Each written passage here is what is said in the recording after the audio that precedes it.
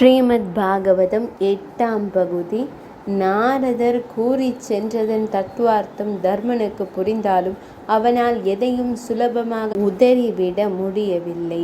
பாழும் மானிட பிறவிக்கே உரிய பந்த பாசத்தால் மனம் தவிக்கத்தான் செய்தது.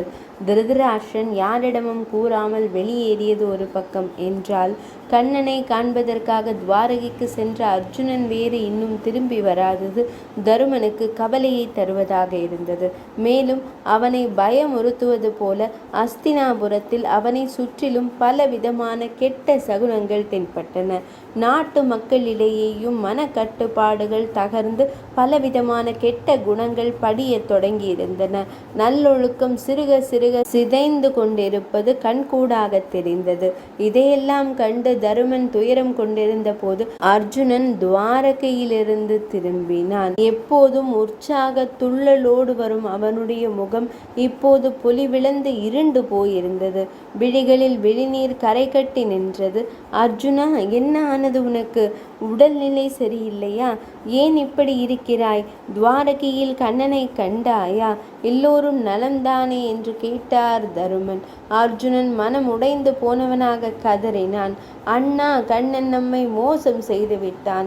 இனி நாம் அவனை காண முடியாதபடி நம்மை விட்டு நீங்கி விட்டான். இதுவரை எவருடைய ஆதரவினாலும் உதவியினாலும் வெல்ல முடியாதவர்களாய் புகழ்பெற்று விளங்கினோமோ அவன் நம்மை கைவிட்டு விட்டு போய்விட்டான். அனைவரையும் கண்ணீரில் மூழ்கடித்து விட்டு அவன் பூ உலகத்தை விட்டு நீங்கி வைகுந்தம் சென்று விட்டான். ஐயகோ, இனி நான் என்ன செய்வேன் தமையனே? அவனால் தான் நான் இந்திரனையும் வென்றேன். அவன்தான் ஜராசந்தனை ஜெயிக்க பீமனுக்கு வழிவகுத்து தந்தான். அவன் துணை இருந்ததனால்தான் துரியோதனன் துச்சாதனன் போன்ற கொடியவர்களை கொன்று நாம் பழி தீர்த்து கொள்ள முடிந்தது. கோபக்காரரான துர்வாச முனிவரின் சாபத்திற்கு ஆளாகாமல் நம்மை காத்தவனும் அவன்தான். இப்படி நம் ஒவ்வொரு அசைவையும் தீர்மானித்தவன் தற்போது இந்த உலகத்திலிருந்தே மறைந்து விட்டான். அண்ணா, யாதவ குலத்திற்குள் சண்டை ஏற்பட்டு அந்த குலமே அழிந்து விட்டது. பலராம சுவாமியும் தன் தேகத்தை விட்டு மின்னுலகம் சென்று விட்டாராம். இப்போது நான் ஒரு பொம்மையாகிவிட்டேன் தமையனாரே. பகவான் ஸ்ரீகிருஷ்ணர் இல்லாததால் நான் சக்தியற்று போய்விட்டேன். துவாரகையில் ஸ்ரீகிருஷ்ணனுக்கு பிரியமான அவனுடைய 16,000 மனைவிகளை கோபர்கள் தூக்கிச் செல்வதை கண்டேன். அந்த அபலை பெண்களை காப்பாற்றுவதற்காக கயவர்களை தடுக்க முயன்றேன்.